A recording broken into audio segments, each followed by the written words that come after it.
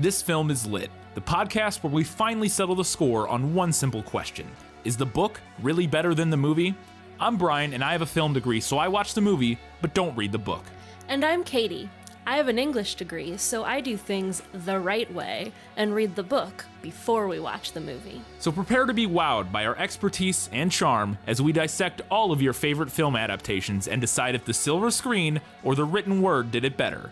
So turn it up, settle in, and get ready for spoilers, because this film is lit.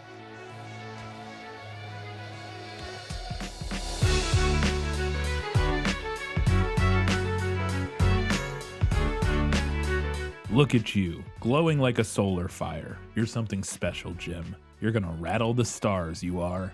It's Treasure Planet, and this film is lit.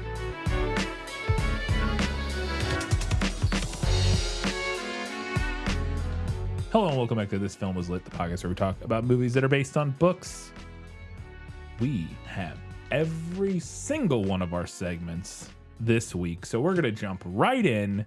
If you have not read or watched Treasure Planet or /Treasure Island, we're going to give you a brief summary of the film in Let Me Sum Up. Let me explain. No, there is too much. Let me sum up. Rambunctious teenager Jim Hawkins lives on the planet Montresor, helping to run his mother Sarah's inn, where the stricken pilot of a crashed spaceship gives him a sphere and warns him to, quote, beware the cyborg before dying. The inn is then attacked by pirates, and Jim and Sarah flee with the help of their friend, Dr. Delbert Doppler, who discovers the sphere contains a holographic map leading to the location of the fabled Treasure Planet, where the vast fortune of pirate Captain Flint is supposedly hidden. Jim decides to seek out the treasure in order to rebuild Sarah's inn and provide a better life for them both. Doppler accompanies Jim and commissions the ship RLS Legacy, commanded by Captain Amelia and her first mate, Mr. Arrow. Jim works in the ship's galley under the supervision of cook John Silver, whom Jim suspects is the cyborg that he was warned about. Despite that, he and Silver form a bond, though he is suspicious of the influence Silver has over the ship's motley crew. The ship passes a supernova, devolving into a black hole, and Jim is ordered to secure the crew's lifelines. However, Mr. Arrow is lost when ruthless crew member Scroop secretly cuts his lifeline. Scroop blames the loss of Arrow on improperly secured lifelines, which sees Jim ostracized by Amelia and the rest of the crew, though he is comforted by Silver and his shape-shifting alien familiar, Morph. The Legacy reaches Treasure Planet, where the crew are revealed to be pirates led by Silver, and they begin a mutiny. Jim retrieves the map and escapes along with Doppler and Amelia in the lifeboat, which is shot down and crash lands on the planet, injuring Amelia. There they encounter Ben, a navigational robot who previously belonged to Flint, but is missing his primary memory circuit. After the map is revealed to be Morph in disguise, Jim, Morph, and Ben sneak on board the Legacy to retrieve the real map, defeating Scroop as he attempts to stop them. The three return to their camp to find the pirates holding Doppler and Amelia hostage, and Silver forces Jim to use the map. The map directs them all to a large portal, which Flint used to travel to and raid every planet in the known universe. Jim realizes that Treasure Planet is a giant piece of machinery and opens the portal to the core where the treasure is stored. As the pirates begin looting, Jim finds the skeleton of Flint holding Ben's missing circuit. He reinstalls the circuit, and Ben remembers that Flint rigged the planet to self-destruct if anyone entered the treasure chamber.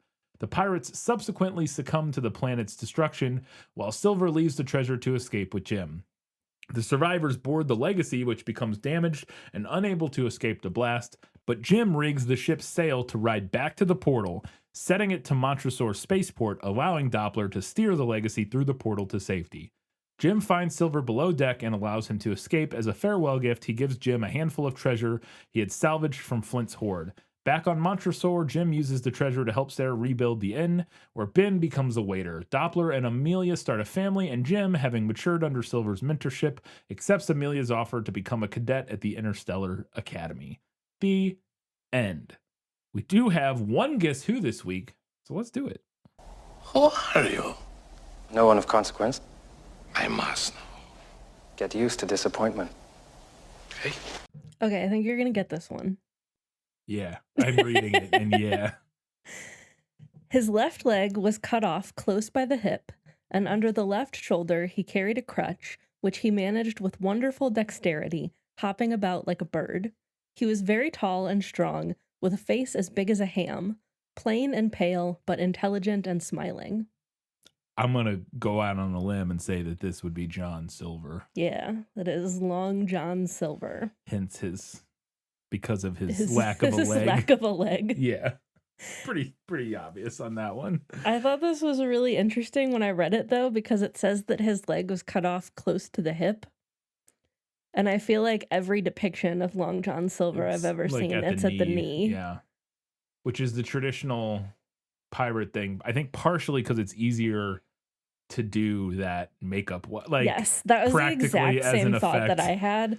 I bet that comes, like, obviously not from the book. Yeah. But from media that followed the book, because it's way easier to fake half a leg being gone than an entire leg much being easier gone. to tie their leg up around their upper half of their leg and have them put their knee in a thing to like peg leg around on than it is to try to do it at the hip. So yeah, makes sense. In the movie, I think he actually does have in this movie, I believe his whole leg is, it may be more accurate in Treasure Planet. I would have to look at the character design again, but I think it may be more of his leg that is missing, because he's also missing like part of his arm. Yeah. And obviously like he has like the fake eye and like some gears on his head because he's a cyborg. Right. But I wonder if his leg, I can't remember exactly how much of his leg is missing in this, or is robotic, I guess would be the way to say it. But it's hard to say because his pants cover most of his leg. Okay. Well then maybe I was just thinking of, because of the arm and stuff, that more of him was robotic than is traditionally depicted as missing in other pirate media. I'm trying to remember I'm pretty sure in Black Sails, he's just missing it at the knee. Yeah, I'm fairly that sounds certain. right. So, because we see him lose it in Black Sails. Yeah. It's the back. The origin story. Yeah, the origin story. All right. That was it for Guess Who. One of one. Nailed it. But I have quite a few questions. Let's get into them. Was that in the book? Gaston, may I have my book, please? How can you read this? There's no pictures. Well, some people use their imagination. My first question is that the movie opens up. I will state I have not seen this movie before. Having watched it now, I also realized that I had definitely not seen this movie before.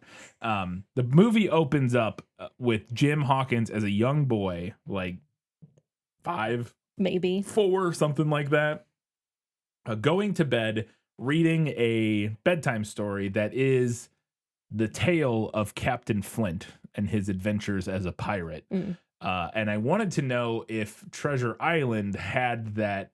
I don't know what the term for that is. Is there a term for having the story that you're having a story within the story you're telling about the story you're telling? Does that make it like? Yeah. I mean, a story within a story. I guess. I don't know. Anyways, would be what I called it, I guess. I guess the idea is that he's reading a history book. Essentially, yeah. Essentially. Okay. Point being, is that element of our main character knowing about this mystery with Captain Flint and the missing treasure when he's, before he gets thrust into this adventure, does that element come from the book? It actually doesn't. The book opens with Billy Bones showing up at their inn, which is the Admiral Benbow, I think is how that's pronounced. Sure. It looks like Benbow to me. Jim Could has be actually Benbow. Benbow. Maybe just go basing it on both actually sounds ships. more shippish. Yeah, we'll go with Benbow. The bow of the ship. So I don't know. Yeah, I don't know. Jim has actually never heard of Captain Flint at the beginning of the book. Okay, so he finds out about him later. Interesting, because in the movie he's like reading the script to Black Sails, and I was like, oh, okay, this is what happens in Black Sails. Interesting. Speaking of Jim, one of the things we learn about him, we jump forward in the movie 12 years, I think, something around that, and Jim is now a teenager of some age, and we find out that he's a bit of a ne'er-do-well. He's cruising around. He has like they call it a solar sail or solar board or something. Yeah, it's kind of like a hoverboard. It's basically a windsurfing board, except it's a space version, so it works not on water. You can just fly around with it. It's like a hover windsurfing board. And I wanted to know, but he gets arrested for speeding or he's doing it in a restricted area. Sure. So he's a bit of a ne'er-do-well. He gets in trouble with the law. And I wanted to know if that was part of Jim's character in the book that kind of sets him up. Because it gives him a kind of a direction and an arc in the movie of where his character is going. Mhm. No, this does not come from the book. Okay. Book Jim doesn't really have much of a personality outside of being an adventurous young boy. He makes rash decisions because he's a kid, but basically his whole personality is like being a kid. Okay. Which makes sense because I assume that in the book, the idea, which could also work in the movie, but I assume the idea in the book is very much the intention is to make it a self-insert Yes, for the reader. Like, absolutely. so they don't give him too many No, defining he does not have characteristics too many defining so traits. that any child Yes. reading the book can go, any young boy can Yeah. read Treasure Island and say, "That's me. Right. I'm Jim Hawkins." Yeah. But I liked giving him more personality in the movie. I also really liked how it changed his motivations. In the book, he just wants to go on an adventure, and that's pretty much it. But movie Jim wants to prove himself. Yeah. Right? He's got a chip on his shoulder about it, and he also wants to escape from his current life. He even kind of has an I Want song about it. He has like there's the song that played, like the one song that plays during the movie. It's not a musical yeah. number. Yeah. But like the one song that has lyrics is like his theme. Yes. And if you go look at the lyrics, it's like this close to being an I Want song. Absolutely. Yeah. 100%. Okay. Yeah. That's interesting.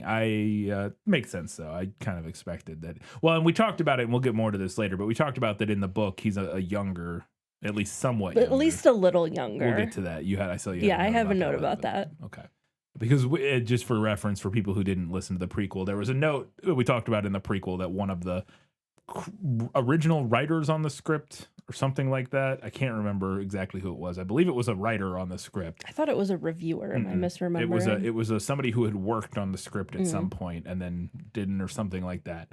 Thought that changing that aging up Jim in the movie to make him like a teenager when he interpreted the character in the book as like a young boy ruined some of the tension in the story, and we'll talk more about that later. But Jim's mom in the movie runs a saloon / inn, tavern, whatever, some place where people stay and eat food. It's that classic old timey. Yeah, you could come here and like rent a room or have a meal or exactly. whatever, Whatever. have a drink. And I wanted to know if that came from the book, that Jim is the son of a lady who runs a tavern. And does Billy Bones have does his ship crash? Because in the movie, his spaceship crashes like on their like crash runway. lands onto their dock or whatever. Yeah, I guess it is essentially like a dock, but it's on the edge of a cliff. It's kind of like a runway. And he crashes there, and I wanted to know if there was an equivalent where Billy Bones crashes his boat, like shipwrecks on like at their tavern or something like that. So in the book, Jim's mom and his dad, we'll get to that in a few minutes, run an inn. I already mentioned the name of an inn, so I'm not sure why I have it here again in my notes, but they do run an inn. Billy Bones does not crash a ship next to their inn, but he does arrive there. He shows up at the beginning of the book, but he doesn't immediately bite the dust. Yeah, he dies immediately. He dies in the movie. like as soon as he gets there in the movie. Yeah. In the book, he stays at the inn for a while, and everybody hates him because he's a terrible guest. But Jim like gets to know him a little bit before pirates start showing up looking for him. I actually like that. I think reading the book, I would like that. Yeah. The movie's version works fine especially on a shortened, truncated. Yes, on a truncated time frame. Yeah. And also, like, it's a kid's movie. Yeah. We want to get into the action right away. So having a big we don't want to like hang out with some old geezer for 15 and listen minutes. To him tell stories. But I could imagine that being really compelling kind of mystery in the book of like, who is this guy? Who is this guy? What is his deal? Why are these people looking for Why him? is he like that? Yeah, exactly. Okay. And then, like, when creepy guys start showing up looking for him, it gets even more intriguing. Yeah, I could see that for sure. Speaking of Billy Bones, as he dies immediately upon crash landing on at Jim's and his mom's tavern, he hands Jim a wrapped object, and I don't remember what he tells him about the object, but he gives him the object, and then his kind of final words before he dies are, "Beware the cyborg." And that was interesting because I wanted to know if there was a similar cryptic warning or message that Billy Bones gives to Jim.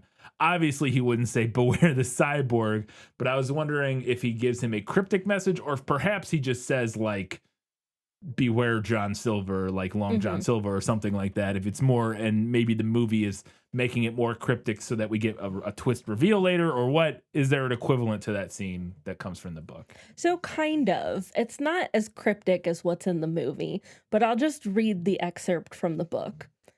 He took me aside one day and promised me a silver fourpenny on the first of every month if I would only keep my, quote, weather eye open for a seafaring man with one leg.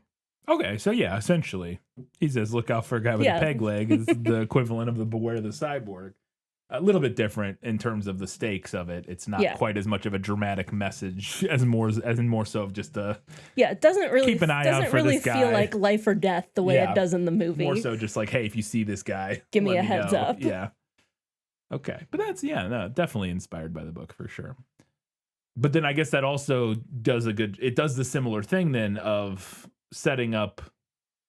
I guess what it does there is it does the same thing in both the book and the movie of setting up the villain, but not telling us exactly who they are, but giving us a physical characteristic so that we can kind of try to figure out who this mysterious villain is, which is fun. But then some pirates show up looking for Billy Bones, who does not have nearly as good of biceps in this animated movie as he does in Black Sails. Is that mentioned? Was there a Billy Bones description in the book? You didn't include it in. There is actually. What? We didn't do it in Guess Who? Does it mention his giant guns, his giant biceps? I remember him as if it were yesterday, as he came plodding to the inn door, his sea chest following behind him and a hand barrow. A tall, strong, heavy, nut-brown man, his tarry pigtail falling over the shoulders of his soiled blue coat, his hands ragged and scarred with black broken nails, and the saber cut across one cheek, a dirty, livid white. Okay. So it does not mention his magnificent guns. No, it does not. But it does say he's like old at this point. True, he's an old man at that point. Yeah. He's been through some stuff. For people who don't know, who haven't watched Black Sails, which is apparently every human being on the universe, in the planet, except for us. I've never met another person who has watched Black Sails. It drives me crazy. No, I recommend it all the time. I know, I recommend it all the time, and nobody has ever seen it. And then they're like, "What? I guess I'll watch it." And then they never do. And I'm like, "Wow!" But Billy Bones in that show is played by, and I can't remember the actor's name. He's been in a ton of stuff now. He was in Game of Thrones as one of the Lannister cousins or something like that. I can't remember. He? Yes. Or he might have been I can't remember. But he was also, if you watched Umbrella, no, not Umbrella Academy. Umbrella Academy. He's like one of the brothers in that. Tom Hopper. He plays Billy Bones in Black Sails, which is a prequel, essentially. It is the story of how Captain Flint got his treasure and buried it on Treasure Island. And so we're introduced to a lot of the characters. Billy Bones is a main character in that series. And Tom Hooper. Oh, no, Hopper playing him is constant. He's like the only one that, for whatever reason, always has his sleeves rolled up. And because you would never want to hide those biceps. He has gigantic biceps. And we listen, always called him Billy Biceps when he showed up. I'm not really a muscle girl. Like, I'm not like, ooh, yeah, give me the muscles generally. But goddamn. He is, yeah, for sure. Anyways, do a bunch of pirates show up at the end looking for Billy Bones and burn it down, and do Jim and his mother escape just in the nick of time with the map to get away from the pirates and kick off their adventure. So yes, but it's a little different in the book. The movie, we already kind of mentioned, the movie truncates the beginning of the story a lot. I already talked about how Billy Bones stays at the inn for a while, but he does eventually die after being visited by two different pirate acquaintances. Dies mysteriously. They don't know how. They just find him dead. Or he had had a stroke at one point, so he was already like in ill health. And then after the second pirate visits him, he like keels over almost immediately. Heart attack, maybe. I Oh, don't okay. know. The stress got Is him. it implied that the pirate like poisoned him or something? No. Okay, that's what I was wondering. If like No, maybe it's more. I don't think so. Anyway, it's to me. I read it as like he was like so scared and stressed out that his heart just gave out. is the implication that these other pirates he's meeting are friendly or No, not friendly? not Okay, friendly. but they're just showing up and just chatting with them. I'm sorry, I'm just confused at what So because in the movie it's very obvious they show up looking for him and they like burn the place down. Yeah. Like I'm just confused at how they show up and like leave and then he dies of a heart attack. I don't know. the first guy shows up, and the first pirate is named Black Dog, and he comes and he talks with Billy Bones, and basically like implies that he and this group of pirates know that Billy Bones has the map Okay. to Flint's treasure. And they're like, we're gonna be coming around to get that from you, Billy. Okay. Da da da da. So then the second guy shows up, who is a blind pirate, and his name is Pew. Okay. And he gets there, and he is like even more threatening to Billy. And he gives Billy the black spot, which is like a summons. Yeah. To go meet with all of the pirates. Right. You see it in Pirates of the Caribbean Yeah. movies. Yeah.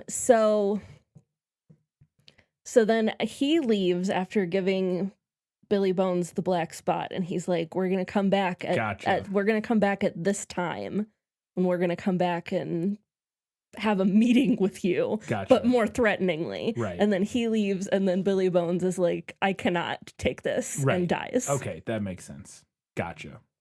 Okay. Billy Bones dies, and then after he dies, they basically loot his corpse trying to find the key to his chest. Who is they? Jim, and also the doctor is there, and I think his mom not the pirates, is there. our characters. Our characters. The good guys loot the corpse. Gotcha. To get the key to his chest. Yeah, he's a pirate. You Yeah. loot the corpse. At which point Jim takes like a packet of papers that are sealed in an oilcloth off of his person. So Jim knows that this group of pirates is going to show back up that evening because he overhears Pew telling Billy Bones this. So he and his mother ride to the next village over to try to get help, to like get people to come defend the inn, but nobody wants to go help them, and Mrs. Hawkins reads them to filth for this because she is bound and determined to go back and open up Billy Bones' chest because he owes them money for his stay at the inn. Yeah, and she's like, we're gonna get that. She's payment. like, we're gonna get the money that I'm owed. Yeah. And so they go back alone, Jim and his mom, they go back alone, they get the money, and then pretty much slip out the back door of the inn as the pirates are coming through the front door. And the best part of the whole sequence, in my opinion, besides maybe Mrs. Hawkins reading the other men to filth, so as they're like leaving, and Mrs. Hawkins at this point has been like very staunch the entire time. And they're leaving the inn, and she suddenly announces, Jim, I am going to faint. And then immediately passes out, and Jim has to like drag her under a bridge to avoid being seen by the pirates. So she hit her limit. She hit her limit. Yeah, she hit her limit, and she was like, that's it for me. That's it. Gonna check out. You can handle it from here. So cool. So they escape with the map. In the movie, they make it to Dr. Doppler's place, house. Yeah. I don't know. It seems to be his estate of some sort because they're like in his library. And they discover that they have a map. They discover that they have a secret map. In the movie, it is this ball that Jim hits some buttons on, and it projects like a star map out in the room. And Doppler's like, hey, it's a map. I assume a similar scene where they just realize they have a map in those papers you were talking about that happens in the movie. And they realized, oh, this is the treasure map to, in the movie, they call it Treasure Planet because they see the double X on the rings of the planet. Treasure Planet, this is the famous planet where Captain Flint buried his treasure. Let's go find the treasure. Jim is like, I want to go do this. And in the movie, I thought it was interesting that Jim's mom does not put up much of an argument against this. She's just like, okay, I guess. And I assume it's similar in the book. And my thought was that it's kind of a like it's the time period thing of like it wasn't that absurd for a. In the movie, he's like 15 or something, 16. I don't know. You know, a young teenager to be like, yeah, I'm gonna go try to go find off on an adventure. Go off on an adventure and try to find a fortune or whatever. Yeah. And she's just kind of seemingly okay with it. And I was wondering if that came in the movie or came from the book, and if she's similarly like kind of just okay with it. And if it was just kind of seemingly explained away as like, well, yeah, it's, you know, this is what kids do. They go on adventure, like whatever. Because like in a modern setting, nobody's mom is going to, the vast majority of mothers are not going to be like, okay, 15-year-old, yes, go find a pirate treasure. Yeah, go sail around the world and exactly. Fight pirates. What could go wrong? So the book does not mention how his mother feels about him going, like at all.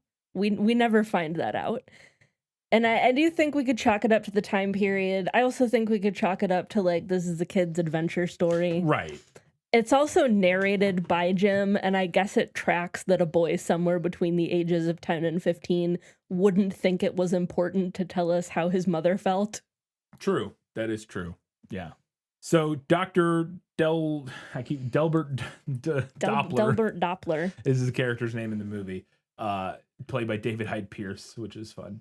But he is going to finance this mission. He wants to finance this treasure hunt. So he hires a ship to take them to Treasure Planet. And they get to the ship in some major port city, town, planet, wherever they are. And we're introduced to the crew. And in the movie, the crew is captained by Captain Amelia. I don't remember if she had a full name or if it was just Captain Amelia. And I wanted to know, we're introduced to her, and she's a very, like, no-nonsense, but snarky and very eloquent captain. I thought her character was a lot of fun in the movie. She is, like, played by, oh my God, Emma Thompson really well. But she's very funny, like, in a first handful of scenes where we're introduced to her, she's, again, very snarky, very quippy in a way that was very entertaining. And I wanted to know if it felt like that element of the character. I assume there's an equivalent character in the movie or in the book. I'm also going to go out on a limb. I know that it's a man. They gender swapped it. Where was everybody up in arms about them gender swapping Captain Smollett? But anyways, does Captain Amelia's characteristics feel similar to Captain Smollett from the book? A little bit, I think. Captain Smollett in the book is definitely just as no nonsense as she is in the movie. But those specific factors that you mentioned of like the eloquence and the snarkiness, I would say that the movie amped up. Okay, that makes sense. And they're obviously not pirates. They're just like, it's like a merchant ship, or like what is the ship they have hired? Like what is their deal? Or does it explain? You know what I mean? Like I don't know, like what. I don't know, like, what exactly. I don't know enough about ships from this era. I didn't know if they were supposed to be like a naval ship. I don't think you could hire that. I don't think so. I think they just like I mean, you could like commission like a privateer ship, or whatever, yeah. And then they hire the captain and the crew. Okay. So the captain was hired like separately from the crew. It would appear in the movie that she either was or is in the Navy or their equivalent of the Navy. Is Captain Smollett supposed to be or have been like a naval? I don't think it ever says. Okay. But I would assume yes. Okay. I mean, I think that's how you get to be a ship's captain, right? Well, I mean, or not necessarily. I guess if you were like a fisherman, or there's a bunch of other ways you could get on a ship. I think that they're not all naval ships, but well, sure.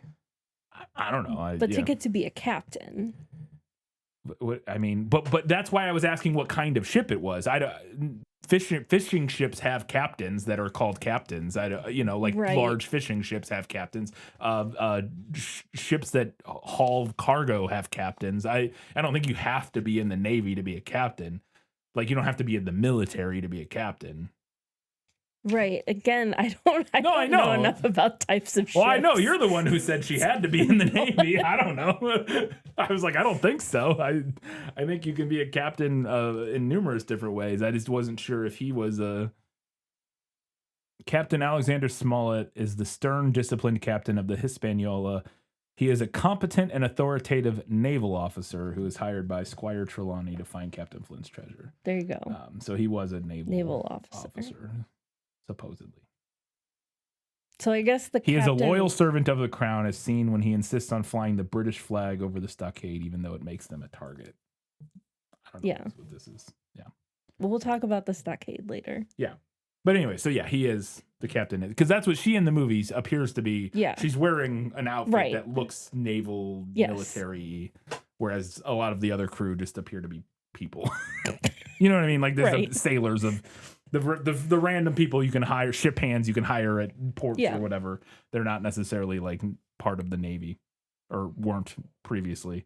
That's interesting. And now I got to wonder, like, so I guess he was previously in the Navy, because if you're actively in the Navy, you would think he would just be captaining his own ship, a naval ship, like a naval ship, and not like being hired to captain some private ship or whatever. You know what I mean? Well, you can probably do that when you like retire from the Navy, that's what I'm saying. Like either retired or and then you can whatever. Have your own like ship that's for hire. Exactly, yeah. And that's what I was wondering. I was just curious about his background. All right, so then we start meeting some of the rest of the crew in the movie.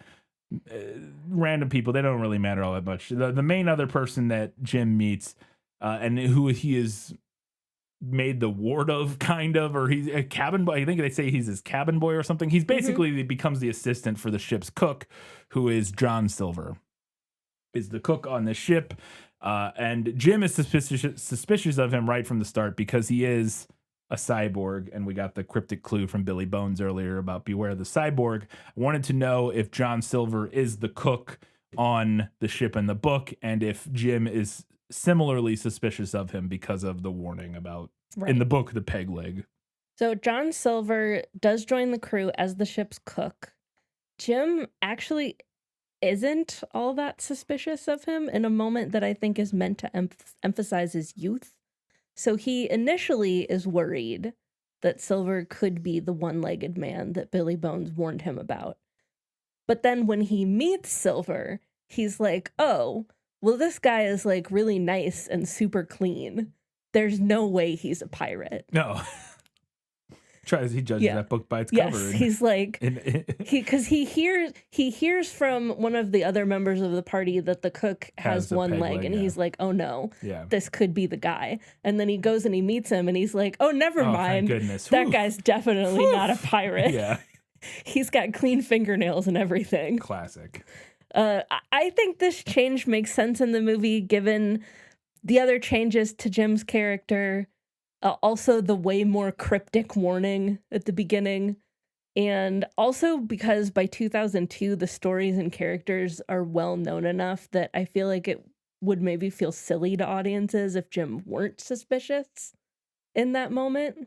Yeah, maybe. I don't know. It's hard to, I always hard to know with the classic novels like this, how much, like a movie in 2002, how much most of the audience would have any idea of the specifics of like, you know, who's John Silver is or what his deal, like, because I barely knew, like, I was trying to remember like how this all played out, and I am familiar with like at least a little bit, again, from having watched all of Black Sails. I knew a little bit about like what was all going on there, and even I was a little unsure of like in this what John Silver's motivation was, or like I knew he was gonna reveal to be the pirate that Billy Bones was talking about, but I didn't remember like, okay, but is he going to end up being quote unquote the villain or not? Right. You know what I mean? Like I couldn't remember. Yeah. So yeah, I don't know how much that would have played in, but, and to be fair, in the movie, he is suspicious, but then kind of does similarly, you know, put that suspicion aside and just becomes his friend. Yeah. So yeah. Does John Silver have a parrot in the book that is the equivalent to Morph in the movie? In the movie, as I mentioned in the summary, John Silver has a pet thing called Morph that is a morphling little, it's a creature that like can a tiny shape-shifting alien. Yeah, it's seemingly standard form. It's just like a pink ball of goo, basically. I don't know. That seems to be its default state, but Right. it can transform into anything, Yeah. basically. But the idea there being like, I assuming this is a parrot because Mhm. in the movie it does there's a lot of jokes where it repeats things that people say and like mocks them and mimics them, and so I'm assuming it's based on a parrot. Is it? Yes, it is. John Silver's parrot is actually named Captain Flint. Really? I Yeah. had no idea. He never becomes friends with Jim though, Okay. but I liked Morph. Yeah, Morph's fun. I thought Morph was fun. I thought he had a lot of fun little scenes where I liked the whack-a-mole scene Mhm. where they're like, it's the little grate thing in the deck and he like pops up a bunch of different ways and Jim is trying to hit him with his boot or whatever. Yeah. I thought that was fun. So I just mentioned that Jim starts suspicious of John Silver, but in the movie, but it's kind of similar to the book, becomes less suspicious of him because John Silver takes him under his wing and kind of teaches him the ropes of being a sailor. Mhm. And they kind of develop this father-son dynamic because we know that Jim in the movie, his dad we get the backstory. His dad skipped town on them. Yeah. Basically he was to become a bad sailor. dad. Yeah, well, he Absentee father. yeah, he left on a ship basically and just never came back. And I wanted to know if that dynamic, that sort of stand-in father-son dynamic came from the book or if the movie. That to me felt like maybe a Disney movie amplifying some of that relationship in a way to make it more relatable and more of a traditional like kids like, hey, this is the kind of not subplot, but thematic undertones that are pretty common in kids media about like father figures and that sort of thing. Yeah. So in the book, Silver does end up taking a liking to Jim in his own way. Near the end of the story, he says that he likes Jim's spirit and that Jim reminds him of himself when he was a younger man. However, I would not say that they have a dynamic anything near to what the movie shows. Book Jim does have a dad, but he dies shortly after the story starts, an event that doesn't seem to affect Jim all that much. The man dies mid-paragraph and is like never mentioned again. He's not important to the story.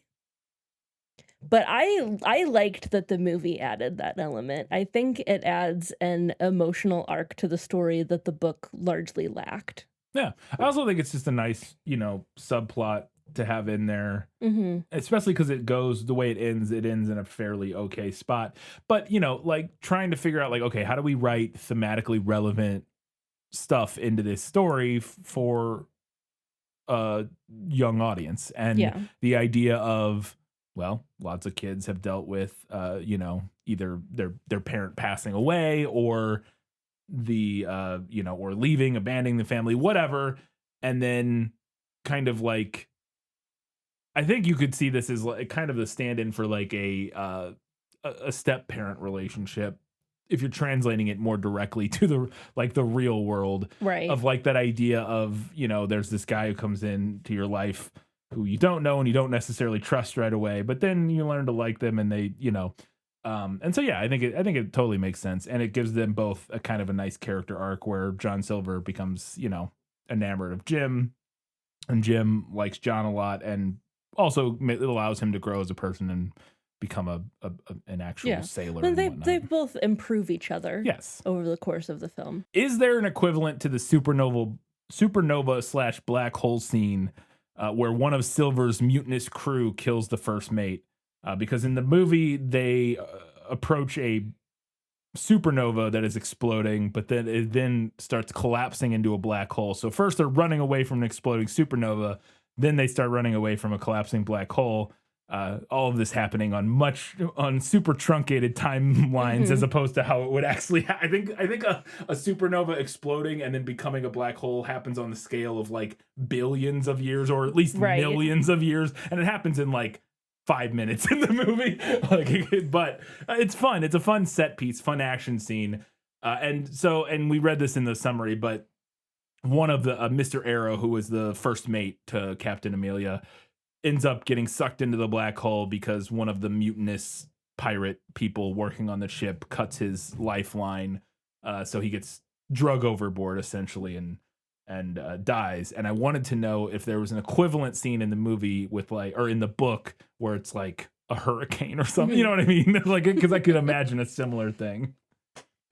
The first mate in the book is Mr. Arrow, and he does die, but there's not an equivalent dramatic scene. Book Mr. Arrow, very different from movie Mr. Arrow. In the book, he is an old drunkard. Nobody really likes him, and he just vanishes one night. Everyone assumes that he probably got drunk and fell overboard, although there is a case to be made that Silver murdered him. This Silver specifically. Yeah. Okay, because in the movie they make it one of his shitty crew members that he hired on, who are his crew in the movie is much less noble. He's more of a noble pirate. It's seemingly in the movie, he's one of the good pirates. He's a pirate with a code. Yeah, exactly. Whereas the rest of his crew is just like, we'll kill whoever they need to kind of... I would not say he's so noble in the book. He kills several people in the book. It's interesting because it's actually kind of a similar scene, and it wouldn't surprise me to find out that Black Sails mimics a lot of the plot points from Treasure Island, because they're kind of setting up the idea that all of these characters have done similar things before, because that's one of the main plot points in Black Sails. Spoilers for Black Sails, is that Billy Bones goes overboard one day while they're out at sea, and I think it's Captain Flint who is with him when it happens, and everybody is unsure. Flint's like, "Oh no, he just went overboard," and everybody's like, "Did he though? Did he? Or did you kill him?" Because they had a... I think that's at the point where Billy Bones has been like rabble rousing about Flint's leadership or something like that. I can't recall exactly.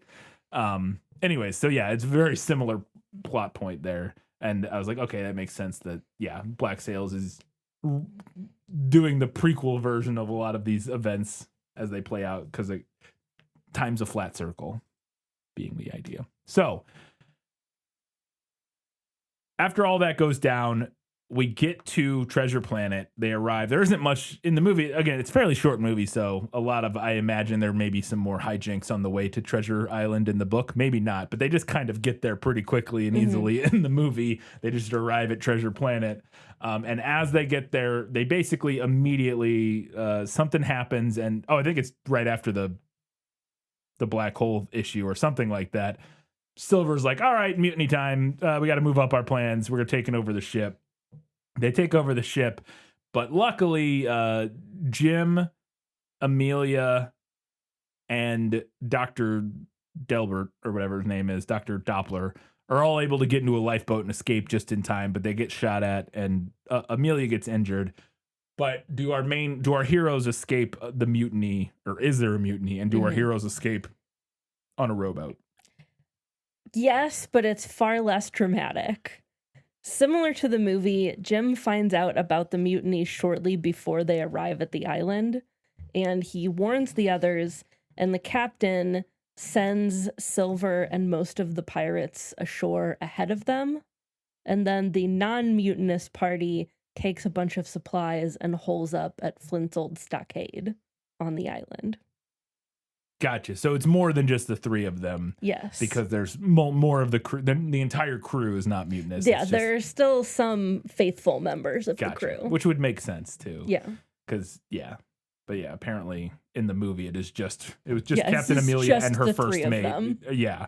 And apparently the only members of the crew that were not pirates working for John Silver was Amelia and her first mate. Every other one of the crew is apparently a pirate.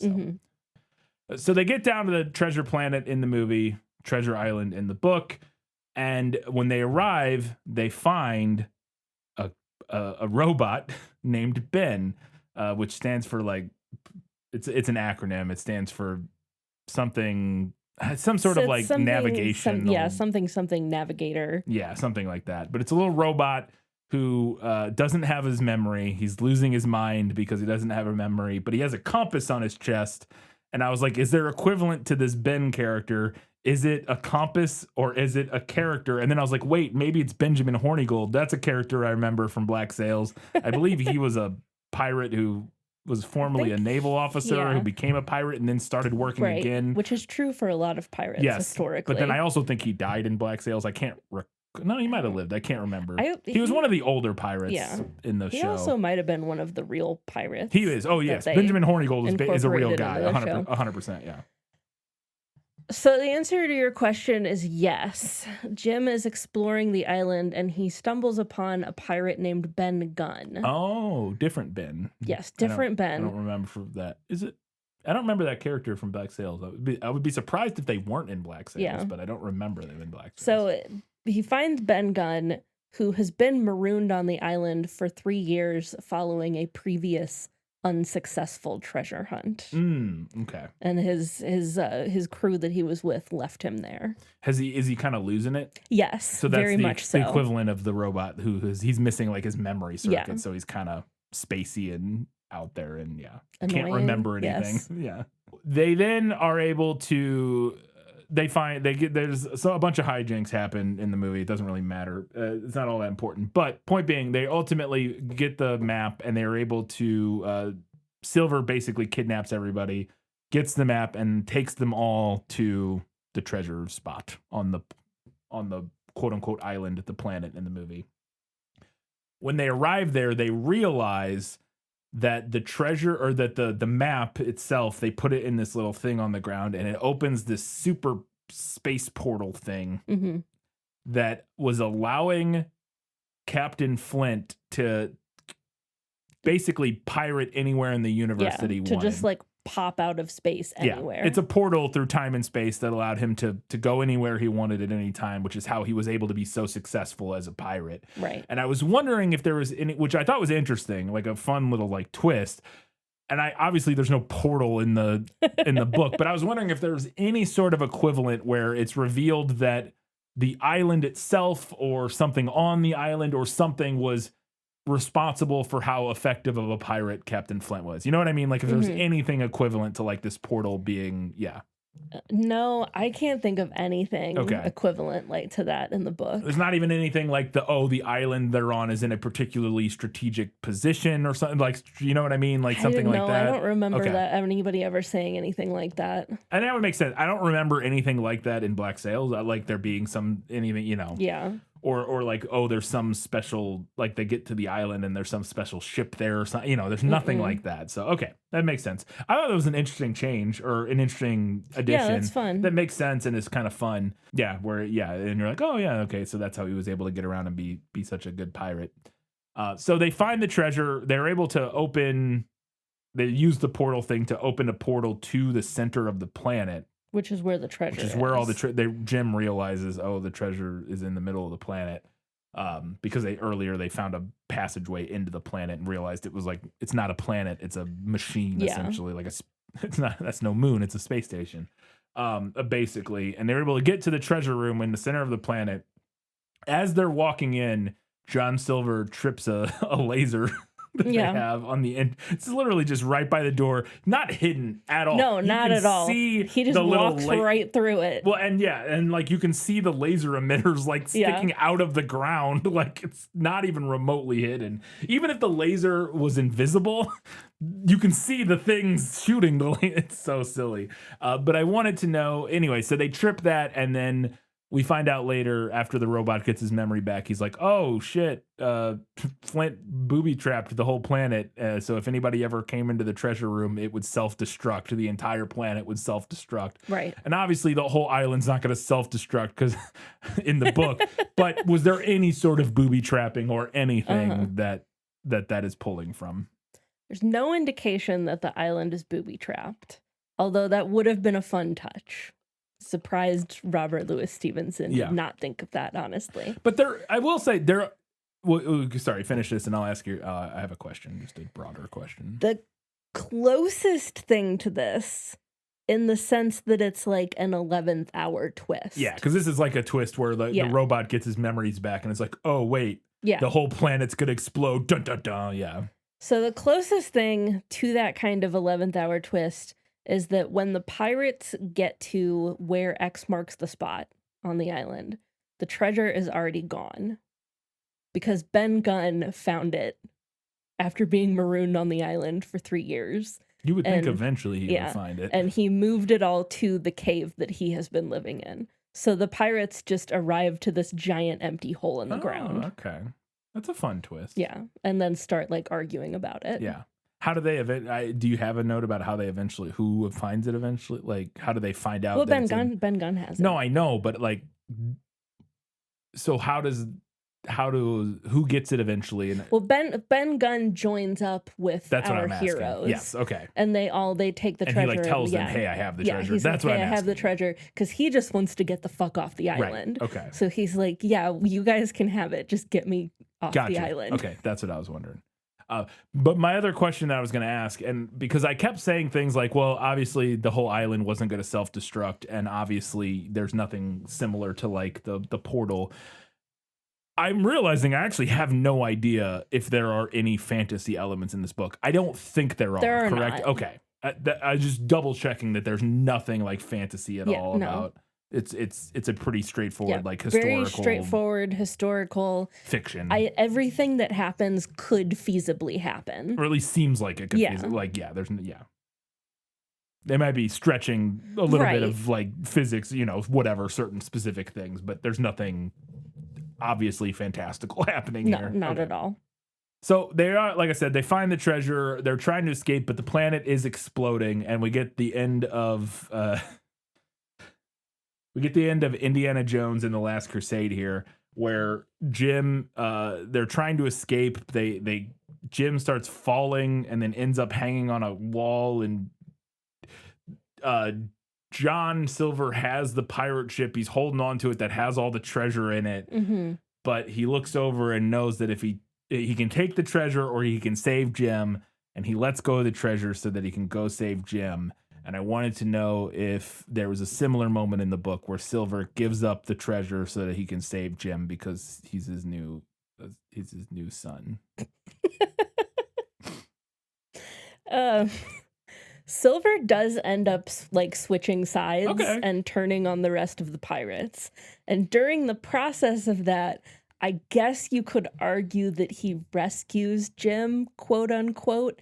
What he really does is take Jim with him to rejoin the captain and the others, knowing that having Jim grants him some amount of safety. I wouldn't say that he switches sides because he likes Jim or had a change of heart. With the treasure missing, Silver sees that the jig is up and he doesn't want to be stranded on the island with the rest of the pirates. So he like grabs Jim and they go. Yeah. He also sees this as his chance to try and avoid the gallows once they all get back to England. Makes sense. And so it sounds like this is an interesting question that maybe could have gone in like Lost in Adaptation or something, but I'm gonna ask it here. It sounds to me like your description of John Silver in the book. John Silver in Black Sails is a pretty similar type of character. Mm-hmm. It sounds like, because that to me that is kind of the quintessentially John Silver in the show. He's an opportunist who is always looking out for number one. He is self-serving above everything. And he's not else. like a evil guy. No. He's not a bad guy. But he's out for John he's Silver. out for John Silver. Yes.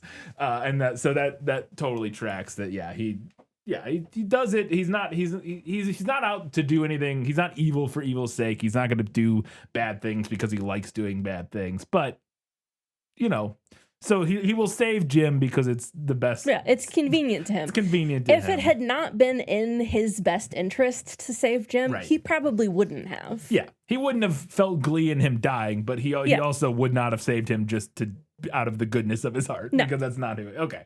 Yeah, that's very much the John Silver of Black Sails as well. So we then get a big action scene in the movie. They're trying to escape. They need to get back to the portal, or they're trying to escape the planet that's exploding, but they realize they're not going to in time or something. They're not going to get away from the planet before it explodes. So instead, but they can open the portal Yeah. to where they started their journey and steer the whole ship through the and portal. go through the portal, but they have to change. The portal is still set to the center of the planet. Yes. So if they fly through it, they'll just be in the planet again. So Jim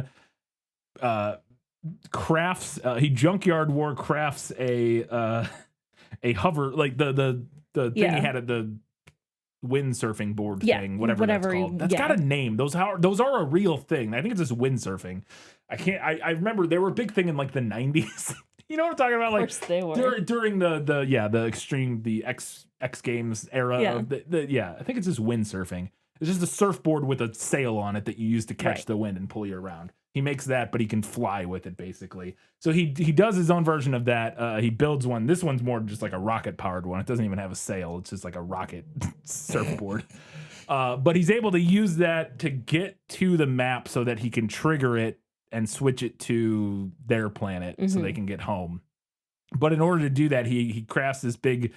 He rides his rocket hover surfboard through like this giant The planet as it's falling obstacle apart. course of stuff falling and everything.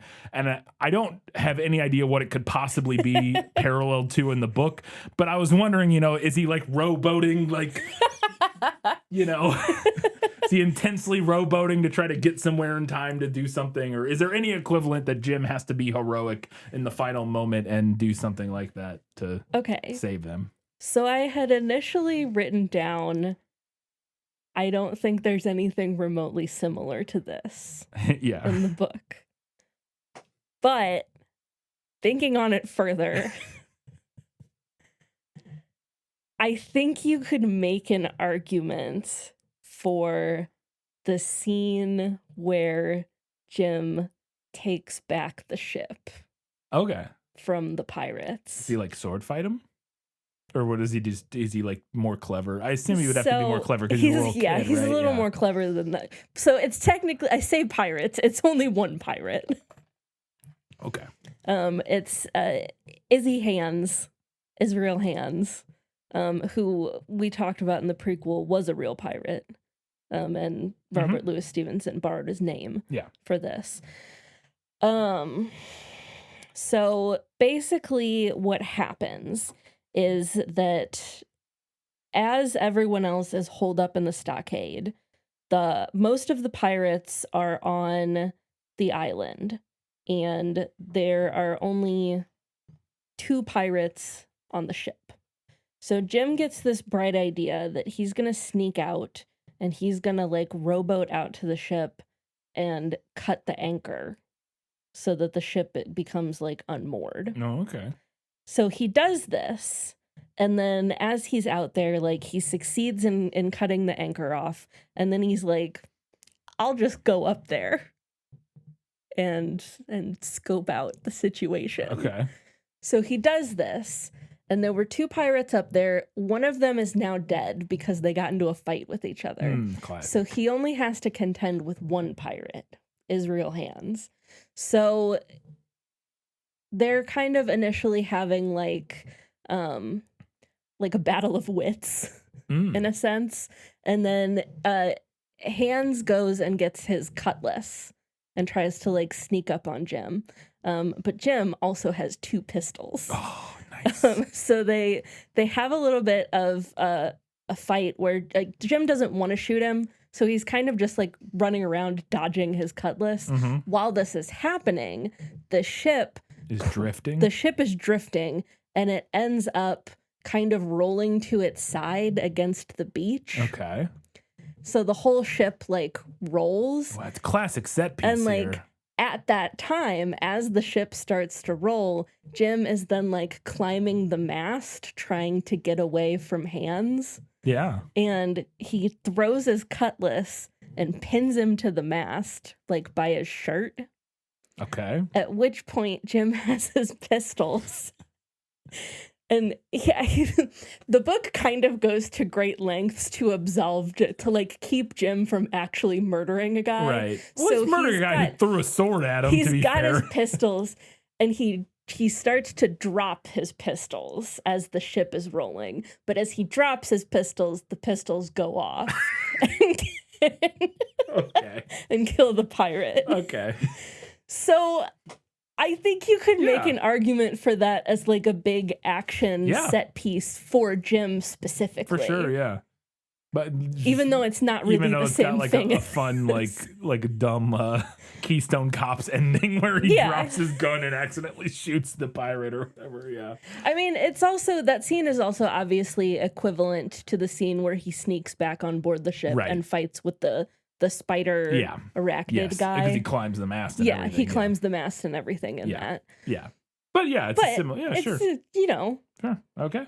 Fair enough. So they succeed. They get away. They escape the planet with none of the treasure, basically. Except for a little bit, we find out that Silver had in his pockets that he took with them.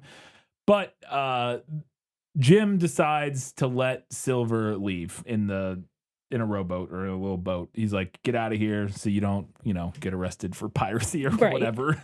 And they share a teary goodbye because they've grown to respect each other and have this father-son relationship. And I wanted to know if the same thing happened in the book.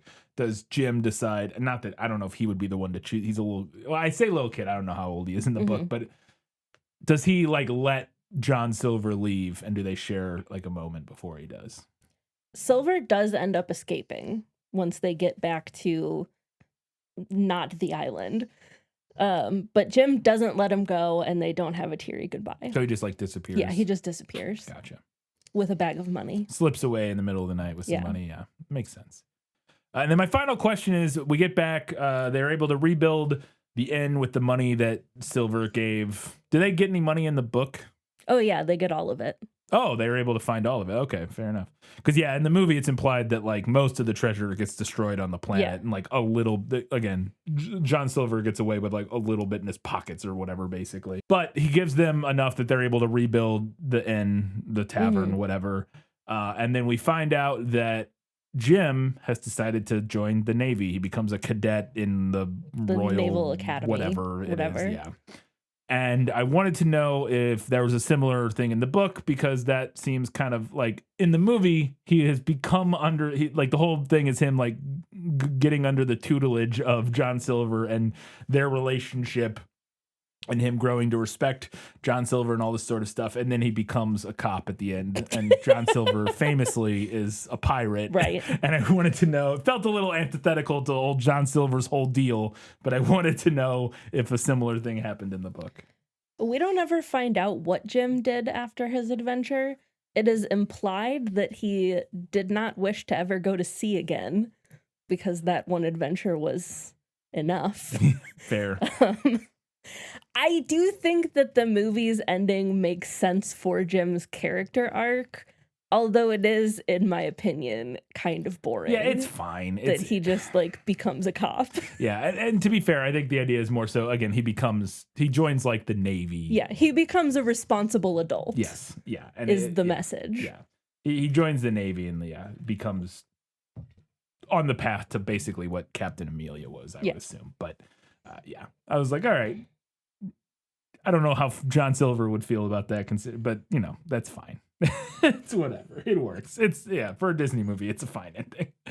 All right. Those are all of my questions for Was That in the Book? But I do have one that I wanted to talk about in Lost in Adaptation. Just show me the way to get out of here, and I'll be on my way. Is it lost? Yes, and I want to get unlost as soon as possible. I wanted to know if there was an equivalent to Dr. Delbert, Dr. Doppler. Delbert Doppler is his name in the movie. And he is an astronomer, and he ends up helping finance the trip to find Treasure Planet because he just thinks it's fun, I guess. I don't know. What's his whole deal? Is this character in the book? Why does he want to go? Does he finance the trip? Why? Et cetera, et cetera. So Dr. Doppler is actually two characters combined into one. One of those characters is physician and Hawkins' family friend, Dr. Livesey? Dr. Livesey, I think. I don't know. Yeah, I have no and idea. The other is Squire Trelawney, who is a local rich guy who finances the expedition. Okay. As for why either of those characters want to go, you gotta remember that this is a super simple story. Adventure and treasure are the two primary motivators for basically everyone involved. That's fair. And because that's what it is in the movie. Yeah. Seemingly, Dr. Yeah, Doppler he wants to is go just on an adventure. He's like, I want to go on this adventure. Yeah, And he's like, I've never done anything like this before. I might never get another chance like this. Yeah, no, that's fair. I was just curious if there was anything else in the book. But okay, time now to find out what Katie thought was better in the book. You like to read? Oh, yes. I love to read. What do you like to read? everything. So we already kind of talked about this, but we spend hardly any time with Billy Bones in the movie. And I think a little more breathing room before the pirates attack the inn might have been nice. Also, I just really loved his mom being dead set on getting her money back. We love a girl boss. And the funniest thing too is that she's like in the chest and she's counting out exactly how much he owed. Oh yeah, she's like, not going to take no, extra. she's not going to take extra. She's like, I just want what is owed to me. Yeah. This man has been in my inn for weeks, eating my food and fair. scaring away my other customers. I want my money. Another line that, just a random line in the book that I thought was funny. The doctor, the first time that a pirate comes to see Billy Bones and he like has a stroke afterwards, basically, the doctor comes to see him. And at this point, Mr. Hawkins is like on death's door. So the doctor comes and he finds out what happened and he says, Mrs. Hawkins, just run upstairs to your husband and tell him, if possible, nothing about this. Yeah, it's good. Yeah, it's fun. I totally get it, and I do think it's fine for a kid's movie, but I also thought naming the ship the Legacy was a wee bit on the nose. Yeah. And just, yeah. It's because it's the Hispaniola. It's the Hispaniola in the book, yeah. The pirates in the book sing Yo Ho Ho at a bottle of rum, which I don't think they get to do in the movie. And why would you not? Because then you would have to mark down alcohol references. I guess. But yeah. I thought that book Long John Silver seemed to be much better at talking his way in and out of corners and also manipulating the crew. Yeah.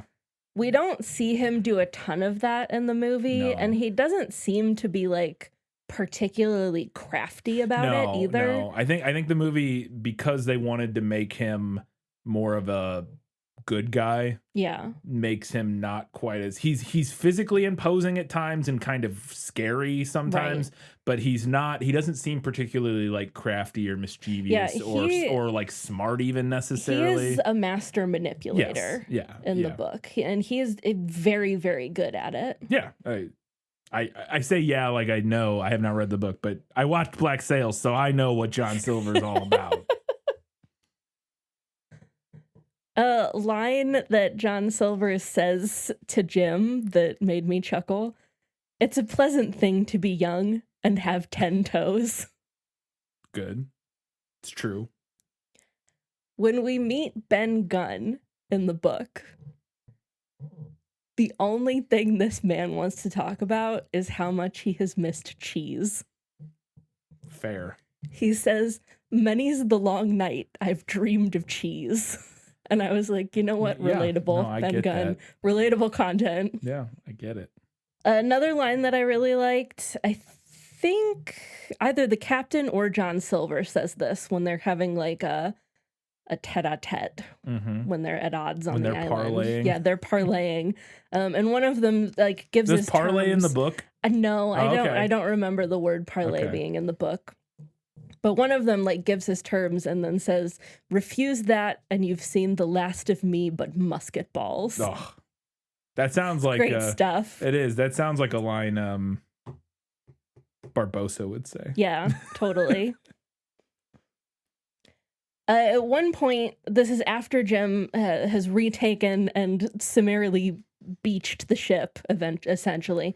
He goes back to the stockade at night and doesn't realize that it's the pirates in the stockade now, because they did like a switcheroo. Okay. Because the good guys were in the stockade. The good guys were in the stockade, but he goes back and now it's the pirates in the stockade. He doesn't realize it and he's like sneaking back in and he hears the parrot start talking and it was like super creepy.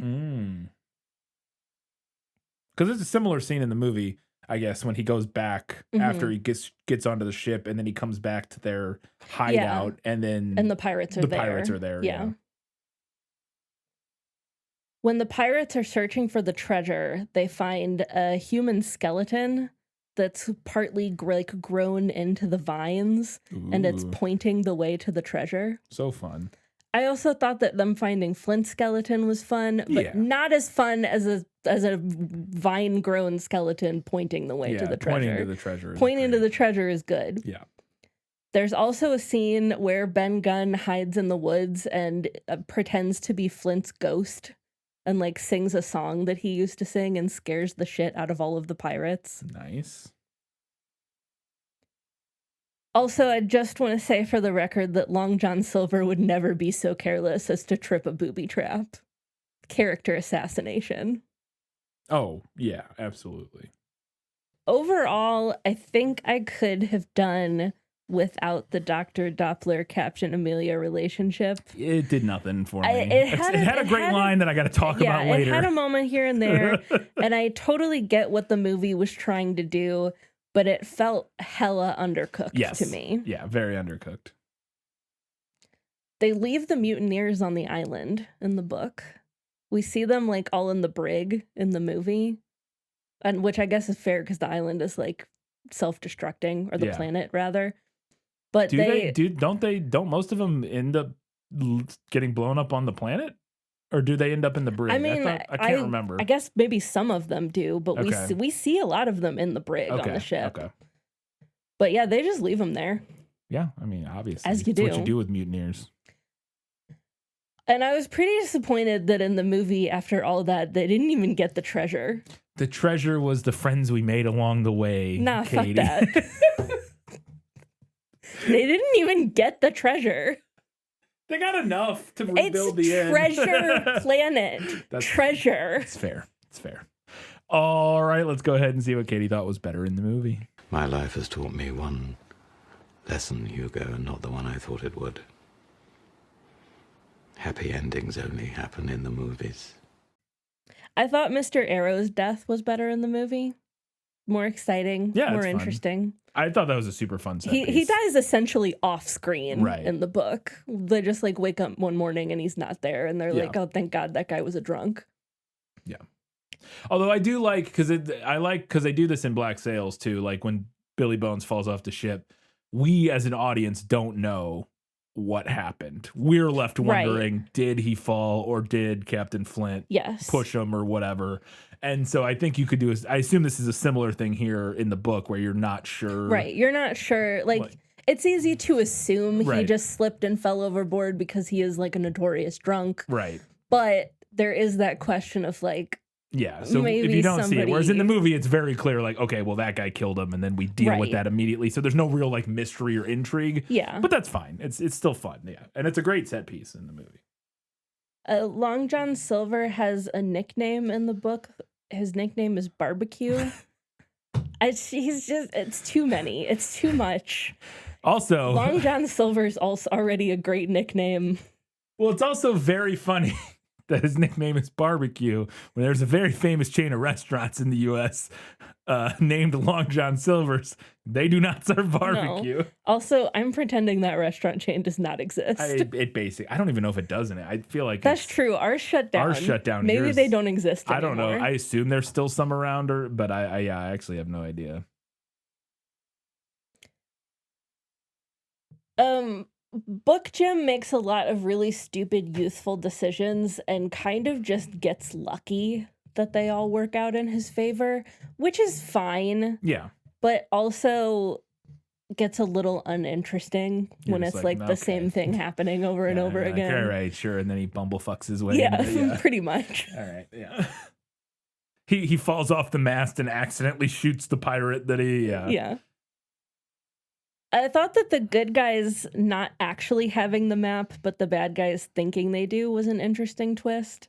Because the good guys do just have the map. In the book. Yeah, in the movie, they get off the ship seemingly with the map. Then it turns out that the map was more pretending to be the map, and the map is in fact still on the ship. Right, but the pirates don't know that. The pirates don't know that. They think they have it, so that he's got to sneak back up to the ship to get the actual map. There's a truly confusing scene in the book where the pirates attack the stockade, and it really seems like our heroes are losing.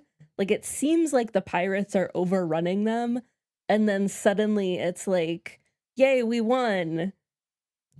The pirates are retreating. I'm still not sure what happened in that scene. Okay. I've not a clue.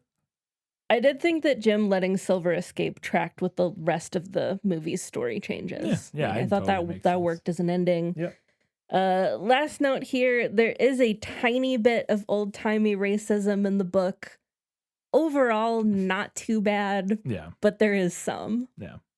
Could have been way worse. Yeah, fair enough. All right, let's go ahead and talk about the stuff that the movie nailed.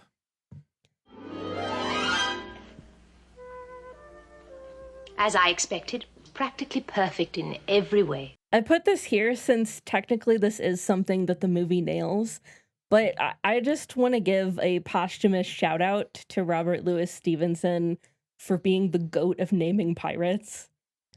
Billy Bones, Long John Silver, and Captain Flint are all incredible A+ pirate names. They are good. Yeah.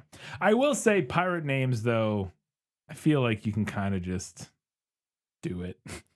I do wonder sometimes how much those names feeling like iconic pirate names has more to do with the fact that they are from the text of pirates and have withstood the test of time more so than they are like brilliant pirate names. Because like Jack Sparrow, good pirate name. Sure. Also just kind of random. You know what I mean? Like I think there are lots of pirate names that you can just kind of come up with and you're like, that's a pretty good pirate name. You know what I mean? I don't know. Those are great ones. I'm not disagreeing. Great pirate names. I'm going to stick to what I said here. Great pirate names. I agree with that. I guess my note was like, how hard is it really to come up with pirate names? I don't know. I mean, I think at this point, does it matter? No. Well, because Treasure Island is the text of pirates. Sure. So, like, does it matter? I guess my question is, so let's say Billy Bones' name was like Johnny Skulls, but everything else was the same about the book. Would we now be looking at a list that said Johnny Skulls, Long John Silver, and Captain Flint are A+ pirate names? We might be like, yeah, A+ pirate names because. Maybe. I disagree. Billy Bones is better. Billy Bones is better than Johnny Skulls. Sure. I spent 2 seconds. If I spent 5 minutes, I think I could come up with this because it's got to alliterative for him at least. But they are. Never mind. I'm just saying that I think maybe it's easier to come up with pirate names that are fun and that stick than maybe Yeah. We talked about Jim's mom running an inn. After they find the map, Dr. Doppler / Trelawney in the book is immediately like, I will finance this treasure hunt. Yeah. Dr. Doppler and Trelawney are also blabbermouths. That character trait came from the book. There's an exchange. The doctor says, like, they're planning this mission, this treasure hunt. And the doctor says, there's only one man I'm afraid of. And Squire Trelawney's like, and who's that? Name the dog, sir. And he says, you, for you cannot hold your tongue. Which proves to be true. He blabs to everybody about the treasure. And that's how they end up with a crew full of pirates. Oh, there you go. The captain also does not like the crew that was hired for the voyage. Amelia is like, oh, I'm not on board with not these on guys. board with these guys. They seem like pirates. Yep. Jim overhears the mutiny plan while he's hiding in a fruit barrel. The captain does get wounded in a skirmish with the pirates. Is he killed? No. Or he survives? He survives. Just like Amelia. Yeah. And Jim does end up on the treasure hunt as a captive of the pirates. There you go. And all the other things we talked about. Yeah, and all the other There's things lots of we've other talked things, about. Yeah. Cool. All right. We got a handful of odds and ends before the final verdict.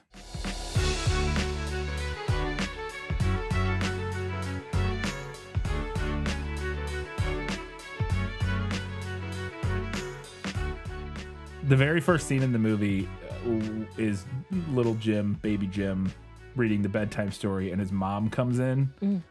And I was like, his mom is just Jane from Tarzan. Pretty much. Like, yeah. she looks exactly like Jane from Tarzan. I had the same thought. She's Jane in a very slightly different animation style. Yeah. It was very similar, though, which is Disney pretty famously Yeah. reuses. They tend to, like, every They hit, like, decade an or so, archetype, yeah. they pick a female character model archetype, like you said, and they Yeah. just, like, do that Yeah, for the next just 10 like years. tweak it slightly. Yeah, I feel like they've gotten better about that lately. I think like that was probably more of an issue with like the time it took to do animation and Yes. stuff. So like just reusing things they know work. Whereas now it's a little easier to do derivative or not derivative to do original characters without it being as much of a thing. And it's just I don't think audiences would put up with it as much anymore as they No. would have back in the day where it's like, yeah, all these characters look the same.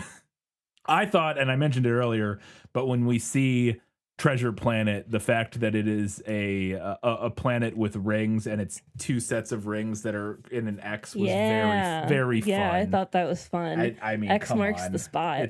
It's great.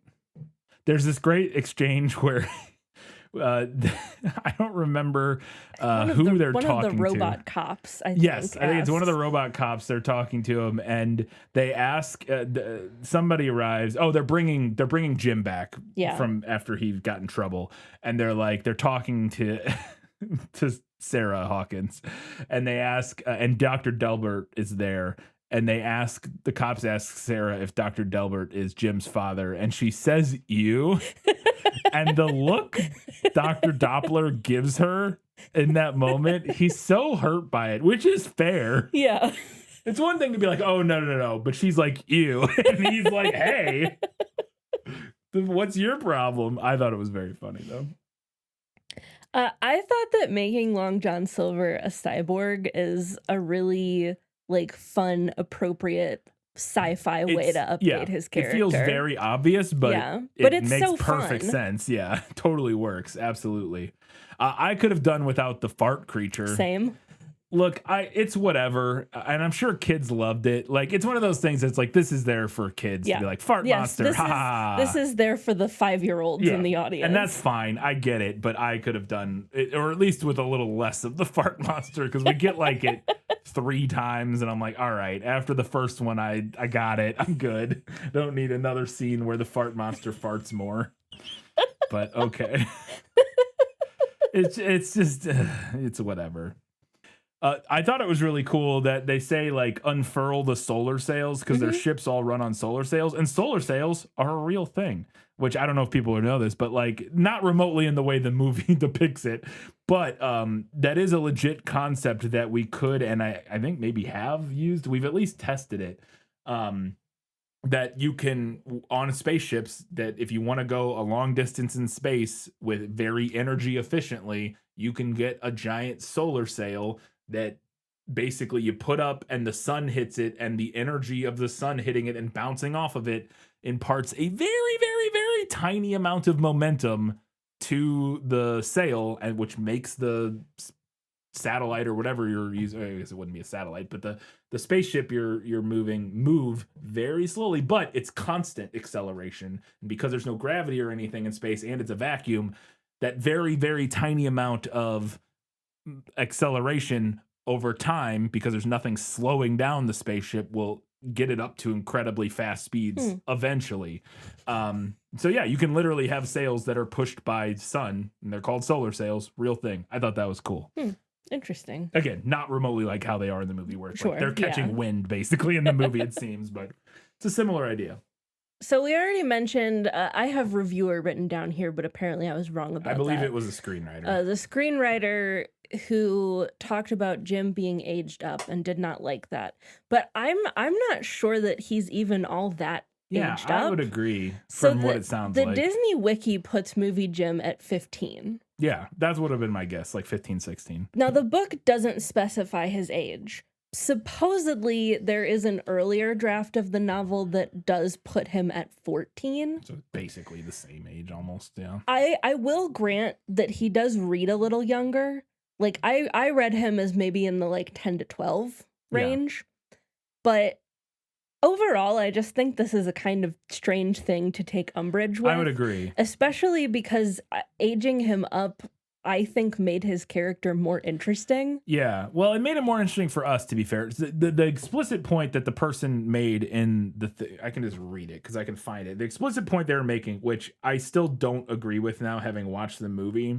Well, I say that I didn't read the book, but having watched the movie, I do not agree with the point. The point that and I believe it was the guy who wrote on the original draft of the screenplay. Yeah. Terry Rossio, who worked on the script at one point, had criticisms of this choice. Quote, Treasure Island, the book, is a boy's adventure about a young cabin boy who matches wits with a crew of bloodthirsty pirates. All of the key scenes are made more dramatic by the fact that it's a young kid who is in danger. Treasure Planet made the kid into a young man, which dilutes the drama of all the situations start to finish. Instead of being an amazing and impressive kid, he became a petulant, unimpressive teen, and I just don't agree with that. Yeah, I don't agree with that at all. Like, I don't think he seemed petulant or unimpressive in the movie. I mean, petulant at the beginning, maybe, sure. A little bit, maybe. But not unimpressive. Yeah, and to me, your descriptions of the scenes in the book, and now again, I didn't read it, but like the scene where he defeats that one pirate on the ship, is like hijinks nonsense where he lucks into defeating him in a way that's like, oh, okay, is that impressive? Is it? I don't know. It's like, it's fun. Yeah, it's like, and I could imagine being like, being like a 10-year-old boy and like reading it and being like, woohoo. But yeah, I don't think it would have made for a particularly compelling film character. And yeah, it just allows you to do more emotionally with the character in the movie. In certain ways, and I don't think it changes the stakes all that much, because it's not like he's he's a grizzled 25-year-old who like has seen shit and he's still completely out of his depth, significantly younger than all of the rest of these pirates, and this is his first time going out in the world. He's way out of his depth still. Yeah, he's 15 instead of 10, but it's not that it's still completely outmatched and has to I don't agree with that. Yeah, it was a strange thing to get upset about. Yeah. The movie has a montage, and it's the montage where we get the backstory of Jim and his dad leaving, and this is also the montage where we see Jim and John Silver like getting close and their relationship forming, and John Silver teaching him the ropes.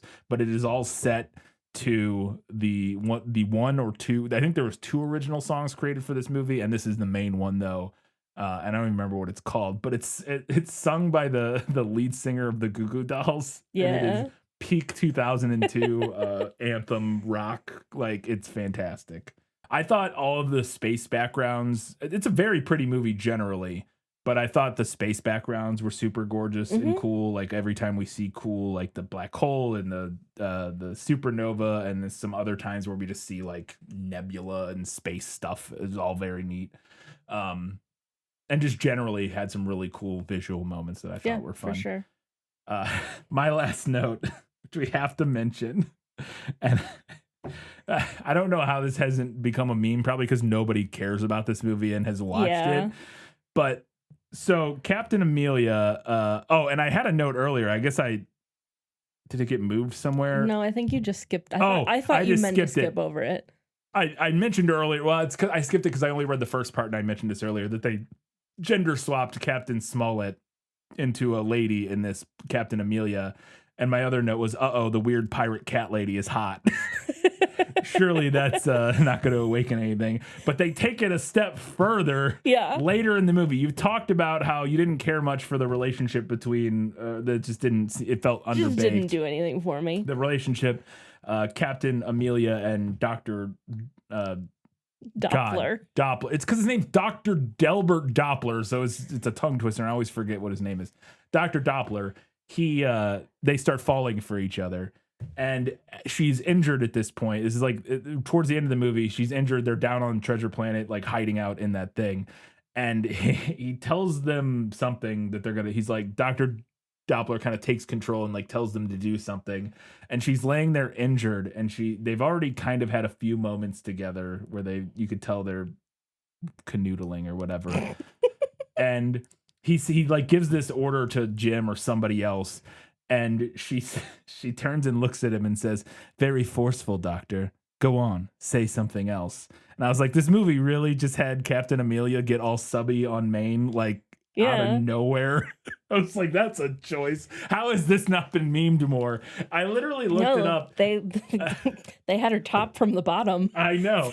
I saw one TikTok about it that was just this clip of somebody posted it. It had like 100 likes and like one comment. And it's like there's nobody apparently. I just thought it was very funny that that they threw that in there. I was like, that's all right. I was not expecting that. My last note is that I absolutely do not believe that Long John Silver would abandon the treasure to save Jim, but it is a nice ending nonetheless. Yes, absolutely. Absolutely.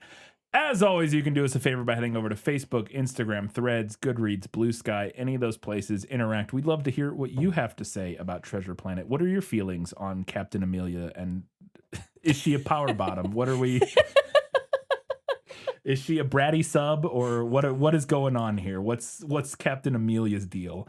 Uh, there's got to be, again, I don't think this movie is popular enough, but there's got to be some crazy cosplay out there for Captain Amelia with those boots. Are you kidding me? Anyways, what are your feelings on Captain Amelia and the rest of this movie? Please let us know. We'd love to hear it. We'll talk about them on the next prequel episode. You can also help us out by heading over to Apple Podcasts or Spotify, wherever you listen to our show. Drop us a 5-star rating, write us a nice little review. And you can support us at patreon.com/thisfilmislit. Get access to bonus content every month. We put out a bonus episode at the $5 a month level. We just released our episode. We were caught back up finally, and we just released our episode on Crybaby, which was August's bonus episode. Really fun discussion. If you have not if you have not watched Crybaby, recommend it. Go check it out. It's a John Waters movie. But we dove into it and discussed what a fascinating film that is. It was both of our, I think, because you've never seen another John Waters movie, have you? So yeah, it's our first. You had seen the movie years ago. This is my first time seeing it, and it was my first John Waters movie and your only John Waters movie. And very fascinating. So go check out that discussion. Katie, what are we doing next month for the bonus episode? We're doing the runner, that's right. the runner up from, because we asked the people to choose for this episode between Treasure Planet and Muppet Treasure Island. And Treasure Planet won by a singular vote. Yes, and because it was so close, we'll make that announcement here, and I might put this at the beginning. We'll see. But because it was so close, and we'll announce it on social media, so anybody who didn't, if you skipped over our plugs part here at the end, we will be releasing the Muppet Treasure Island episode on just for everybody. Yeah. Because it was so close, for people that were disappointed, I was like, let's just put it out for everybody. That way, people who voted and really wanted to hear us talk about Muppet Treasure Island will still get to hear it. Yeah, for sure. For this one. So look out for that. Next month, I think that's it. Until that, what am I talking about? Katie, it's time for the final verdict. I forgot. It's final verdict, go. Sentence first, verdict after. That's stupid. I really enjoyed this movie. I want to amend a previous statement. I don't think I had ever seen it. I must have been thinking of something else. But I'm glad that I have now. I thought that moving the story from the high seas to outer space allowed for some truly creative world building and story decisions. I particularly enjoyed the steampunk-esque mixture of future tech and historical inspiration, the fleshing out of Jim's character, and the addition of the father-son dynamic between Jim and Long John Silver. While there were some elements that were a little underbaked and or grating, I'm looking at you, Ben. Hey, that's Martin Short. How dare He was a little. I didn't. Martin Short being annoying in a movie, never. I like Martin Never. Short, but boy, some of his characters can be a little annoying. So there were some elements that were a little underbaked and or grating. I truly feel that Treasure Planet is a worthy update to a classic text. However, Treasure Island is, as we discussed in the prequel, the pirate media text. Without it, we don't have Pirates of the Caribbean, or Our Flag Means Death, or Captain Hook, or countless other swashbuckling, morally gray adventure stories. And I think I would be remiss to not acknowledge that. So while I think Treasure Planet is well worth your time, I have to give it to the book this time. Drink up me hearties, yo-ho. Yo-ho. I just to chime in real quick because I didn't give my feel. I thought the movie was really good. I enjoyed it a lot. I think it maybe missed.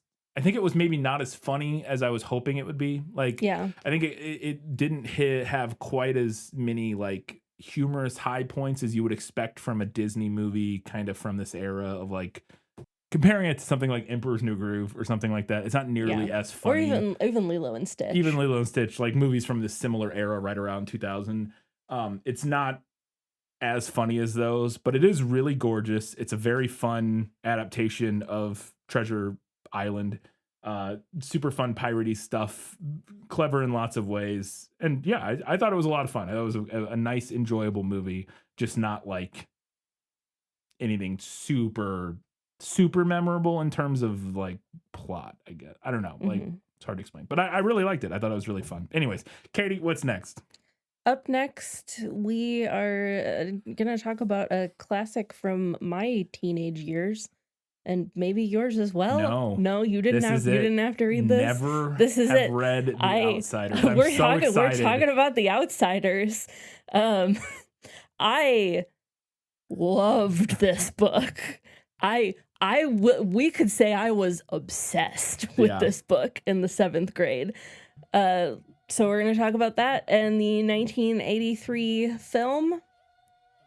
Come back for that. Can't wait. I will say this. I'm so glad we're finally doing this because not only this is not from my, high school or whatever. I never read this book, never seen the film. Beyond that, I legitimately have no idea what this is about. You could tell me, I have no idea what the point or what the plot of The Outsider. I have no idea. Like none at all. I just couldn't even begin to tell you what I thought it was about. So come back in 2 weeks' time to hear Brian learn about The Outsiders. There you go.